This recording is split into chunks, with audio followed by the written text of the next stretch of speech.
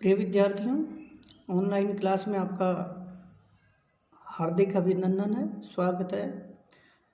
मैं इस वीडियो में आपके सामने जिस विषय पर बात करूंगा वो है गुप्त साम्राज्य के पतन के पश्चात भारत में जो राजनीतिक अस्तर था, छोटे छोटे राज्य जो स्थापित हुए, उसके बाद जो विकेंद्रीकृत राजनीतिक व्यवस्था, ढांचा, परिस्थितियां हमें दिखाई देती हैं छोटे छोटे राज्यों के रूप में। तो एक वृहद विशाल साम्राज्य के स्थान पर तो छोटे छोटे राज्यों की स्थापना हुई।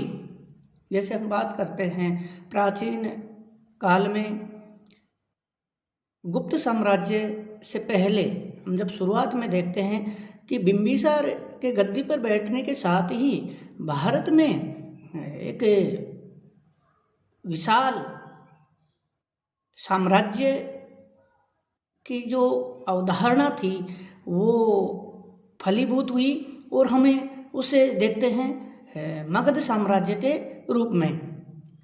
तो आप देखते हैं कि 544 ईसा पूर्व में मगध पर हर्यक वंश के बिंबिसार के गद्दी पर बैठने के साथ जो एक विशाल साम्राज्य की स्थापना की शुरुआत हुई, और उसको हम देखते हैं कि गुप्त साम्राज्य 550 ईस्वी में गुप्त साम्राज्य के पतन तक प्राचीन भारत में विशाल मगध साम्राज्य का शासन रहा, जिसने भारत के एक विशाल भौगोलिक क्षेत्र पर शासन किया। यहाँ पर रहने वाले विभिन्न वंशों ने लगभग 1100 वर्ष तक। तो हम जो विशाल साम्राज्य की, मगध साम्राज्य की बात करते हैं, और उसके बाद गुप्त साम्राज्य जो 550 ईस्वी में गुप्त साम्राज्य के पतन के साथ उस विशाल साम्राज्य की जो अवधारणा थी, जो राजनीतिक एकता थी, उस का पतन हमें दिखाई देता है। गुप्त साम्राज्य के पतन के पश्चात हम जब भारत में, विशेषकर उत्तर भारत में देखते हैं, तो उत्तर भारत में गुप्त साम्राज्य के पतन के पश्चात जो विभिन्न छोटे छोटे राज्य स्थापित हुए और उनको पुनः अपनी अधीनता में करके एक विशाल साम्राज्य और राजनीतिक एकता स्थापित करने का प्रयास किया सम्राट हर्षवर्धन ने। तो जब हम बात करते हैं हर्षवर्धन की, तो हम देखते हैं कि उत्तर भारत में दिल्ली के समीप जो थानेश्वर जो जनपद था, वहाँ पर इस वंश के शासकों ने अपना राज्य प्रारंभ किया, अपना शासन प्रारंभ किया। यहाँ पर जिस वंश की स्थापना हुई, जिस राज्य की स्थापना हुई, वो हम इतिहास में वर्धन सरनेम या उपनाम वाले शासक हमें दिखाई देते हैं। जैसे नरवर्धन है, राज्यवर्धन है, प्रभाकर वर्धन है, हर्षवर्धन है। लेकिन जो थानेश्वर में जो राज्य स्थापित हुआ, जो वंश स्थापित हुआ, उसका नाम वर्धन वंश नहीं होकर पुष्यभूति वंश है। इस वंश का जो नाम है, हर्षवर्धन के जो कुल का वंश का नाम है, वह पुष्यभूति वंश। और इस राज्य की स्थापना 5वीं सदी के अंत में या 6ठी सदी के प्रारंभ में नरवर्धन नामक व्यक्ति ने इसकी स्थापना की थी। और हम इस वंश के प्रारंभिक शासकों की बात करते हैं तो नरवर्धन है, राज्यवर्धन प्रथम है, आदित्यवर्धन है, प्रभाकर वर्धन है और राज्यवर्धन है। ये हर्ष से पहले शासन करने वाले शासक हैं। तो सबसे पहले इस वंश का जो स्वतंत्र और शक्तिशाली शासक था पुष्यभूति वंश का, थानेश्वर के वंश का, थानेश्वर के राज्य का, वो था प्रभाकर वर्धन, जो हर्षवर्धन के पिता थे। और उसने परम भट्टारक की उपाधि धारण की और वो इस वंश का पहला शक्तिशाली शासक था। प्रभाकर वर्धन की मृत्यु हुई 605 ईस्वी में। प्रभाकर वर्धन की मृत्यु के बाद पुष्यभूति वंश की गद्दी पर उसका बड़ा पुत्र प्रभाकर वर्धन के 3 संतान थी।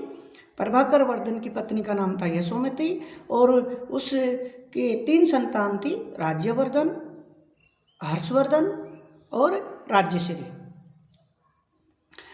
प्रभाकर वर्धन की मृत्यु के बाद राज्यवर्धन गद्दी पर बैठा।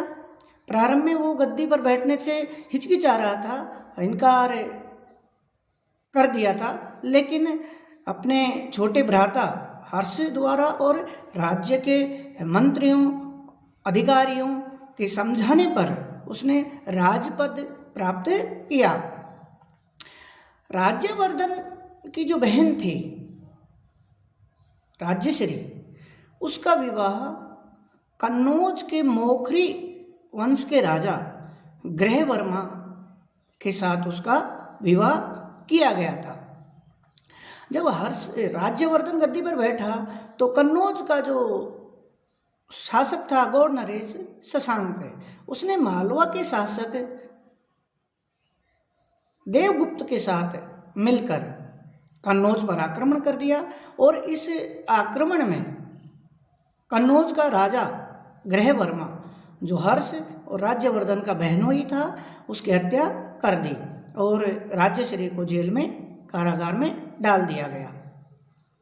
इस प्रकार राज्यवर्धन गद्दी पर बैठते उसका ये प्रमुख दायित्व बन गया, उसका ये कर्तव्य था कि वो अपनी बहन की रक्षा करे और अपने बहनोई ग्रहवर्मा की हत्या का बदला लेने के लिए राज्यवर्धन कन्नौज की तरफ अपनी सेना लेकर गया। उसने शशांक को पराजित किया, देवगुप्त को पराजित किया। शशांक उसकी उपलब्धि से, उसकी वीरता से, उसकी सैनिक शक्ति से थोड़ा आशंकित था। वो राज्यवर्धन से युद्ध नहीं करना चाहता था, बल्कि छल कपट से उसने काम लेते हुए राज्यवर्धन को अपने शिविर में आमंत्रित किया और अपनी कन्या का विवाह का प्रस्ताव दिया, लालच दिया और राज्यवर्धन बिना सैनिक तैयारी या बिना अस्त्र शस्त्र के शशांक के शिविर में आमंत्रित किया गया। शशांक शिविर में पहुंचा और शशांक ने राज्यवर्धन की हत्या कर दी। इस प्रकार छल कपट के द्वारा शशांक ने राज्यवर्धन की हत्या कर दी। राज्यवर्धन की मृत्यु के बाद हर्षवर्धन, जो उसका छोटा भाई था, जिसका जन्म हर्ष का जन्म हुआ था 590 ईस्वी में और 606 ईस्वी में राज्यवर्धन की हत्या के बाद, मृत्यु के बाद हर्षवर्धन का ये दायित्व आ गया, ये जिम्मेदारी आ गई कि वो थानेश्वर की गद्दी राज्य को वो संभाले, उस गद्दी पर बैठे।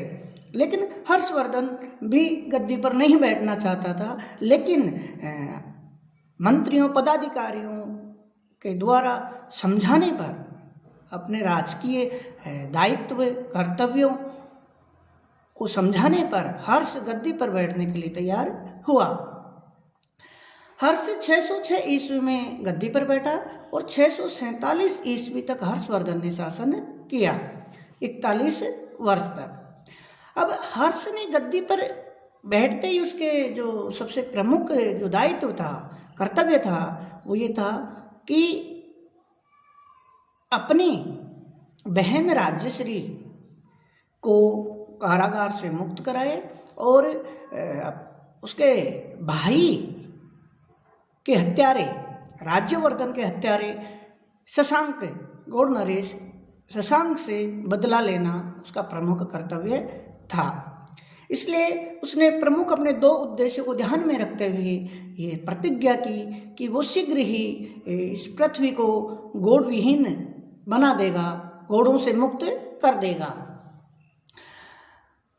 हर्षवर्धन अपने सेनापति और ममेरे भाई भंडी